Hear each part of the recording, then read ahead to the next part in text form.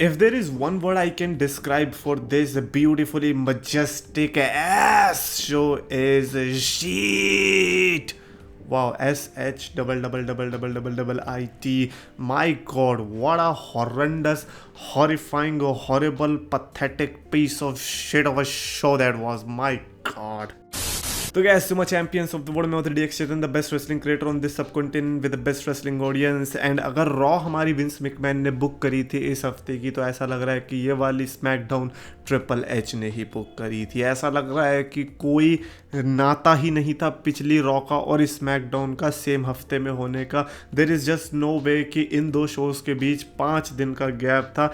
5 दिन का भी नहीं, 3-4 दिन का ही गैप था। And look what they did. Like आज मैचेस कोई भी बढ़िया नहीं, मैं तो बढ़िया बोलूँगा ही नहीं भाई। अगर आप हमको कोई बड़ा मैच नहीं दे रहे हो, सारे मिड कार्ड लेवल के मैचेस है। एंड देन आपका जो मेन इवेंट है वो भी इतना रद्दड़ सा है। सबसे पहले तो फ्रेक्सियम और DIY आपस में टैग टीम में लड़ रहे हैं। मैं क्या करूँ इस चीज़ का, इस बवासीर का मैं क्या करूँ भाई। रहेंगे तो टैग टीम ही, वो वाली कहावत है ना भाई, डैश कितने भी बड़े हो जाएंगे रहेंगे तो डैश के नीचे ही भाई। यही वाली बात है, फ्रेक्सियम and DIY। What the hell is that stupidity, like get the fuck out here man. जब शो बेकार होता है ना तब ऐसी चीज़ों को भी रेलना चाहिए। लाइक वाई, हमने ऐसी क्या गलती करी कि हमें ये पनिशमेंट देखने को मिली। पेंटा और फिन बैलर आपस में लड़ने को हो गए कि भाई हम जो भी जीतेगा वो जॉन सीना के टूर्नामेंट में आगे बढ़ जाएगा। और मैं कह रहा हूँ क्यों बढ़ना है तुम दोनों में से किसी को भी आगे? क्या रिश्ता है? फिन बैलर का थोड़ा बहुत है भी और वो भी हार गया। पेंटा आगे पहुंच गया।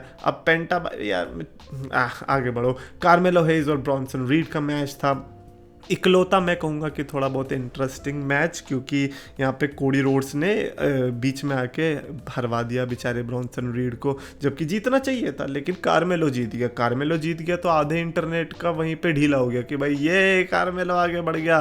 मैं तो कह रहा हूँ अगर तुम्हें इतना ही कार्मेलो पसंद आ रहा है देन आई होप कि ये टूर्नामेंट कार्मेलो जीते और जॉन सीना वर्सेस कार्मेलो का फाइनल मैच हो। और फिर जितने भी ये दोगले लोग हैं इन सब के नकाब उतरे जो कह रहे थे कार्मेलो ये अच्छा new talent talented superstar better than Roman Reigns, ये सब कर रहे थे। हाँ, नहीं यकीन, yes better than Roman Reigns भी कहते हैं।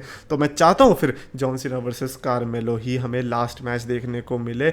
मेरे को कोई फ़र्क नहीं पड़ेगा अगर लास्ट मैच कार्मेलो पे वेस्ट होता है, बट इसकी वजह से अगर इतने लोगों का दिल टूटता है तो मेरे को देखना है इन लोगों का दोगलापन। बट खैर, ये जो स्टार्टिंग का सेगमेंट था जिसमें जिमी ऊसो और जे ऊसो और कोडी रोड्स आके पीटने वाला था, बट कोडी रोड्स को क्या सैविज तरीके से ड्रू मैकिंटायर ने ठोका है।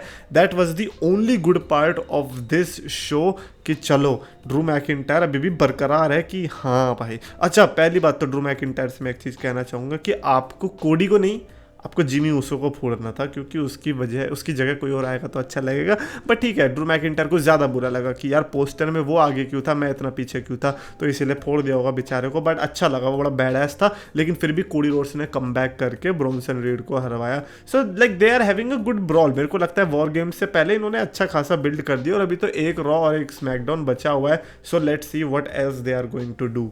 उसके अलावा शेमस का भी पता चला कि शेमस इज़ आउट बिकॉज उसको कोई इंजरी हो गई है और अब शेमस नहीं लड़ने वाला हमारे फाइनल मैच के अंदर, विच मीन्स कि कोई दूसरा ही ओपोनेंट आने वाला है। एंड पीपल आर प्रेइंग कि उसकी जगह ओबा फेमी आए।